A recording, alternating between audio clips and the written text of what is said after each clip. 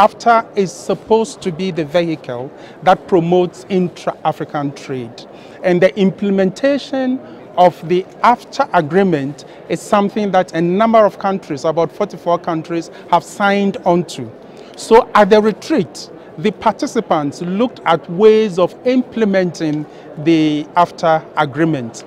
Indeed, they came to a conclusion that implementing AfTA has great value in promoting cross-border trade within the African continent. If we focus a lot on the implementation of AfTA, it will lead to a situation where there will be an elimination of both tariff and non-tariff barriers, and it will also provide access to the market that Africa provides. Africa, as you know, has 1.3 billion in terms of population, and as a GDP, a combined GDP of 3.4 trillion.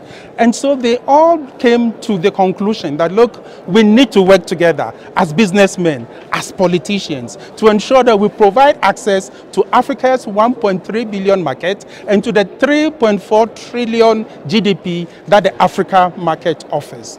Both Africa's leaders and businessmen realize that the way to go for Africa is to focus on industrialization in such a way that we will be able to market our own products, in such a way that the products that would manufacture from the continent will be of such a high quality that it can compete anywhere that it finds itself in terms of market.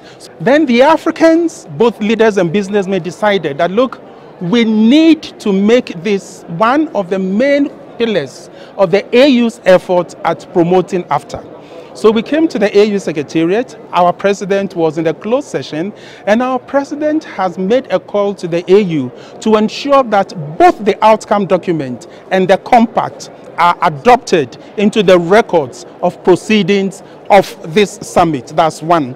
Two, our president has asked that the AU and the AfTA Secretariat should work in concert together with the government of Ghana, together with African governments and leaders who were part of this, to ensure that the Africa Prosperity Dialogues become an annual affair.